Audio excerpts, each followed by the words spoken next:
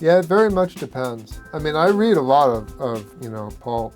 I read fantasy, sci-fi stuff. I read Clive Cussler, for God's sake. I'm not going to try to incorporate Clive Cussler into my life, um, although maybe I should start. It really depends. You read a book like We Need to Talk About Kevin by Lionel Shriver, and that gets into you, and that stays whether you want it or not, or it did to me. I try to be open to, I try to read without preconceptions, and I try to read with an open spirit, so if something affects me, good, it should. But I don't, I try to let the story work for itself or act for itself. How do you hope, this is the sort of last question on your book and writing, but how do you hope people read your book? All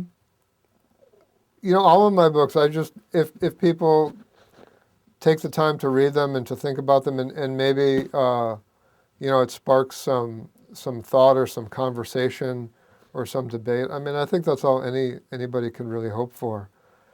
I got this really nice email message one time from this guy who said he read my book about Samson, the Book of Samson, and he said he didn't like it.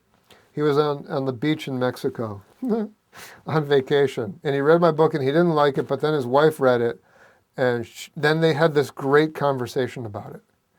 And I thought, that's just perfect. That's what I want, Just kick it around for over dinner or something, and take what you can from it, and that's great.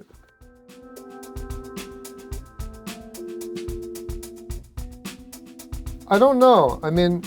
I guess that is a legitimate concern. On the other hand, the books I've written, especially the first two, were pretty apolitical. They were religious reinterpretations, but it's not until the third one, Samson, right, which is about the war between the Israelites and the Philistines, that I think you could start to, look at it through this lens of what you may think I think.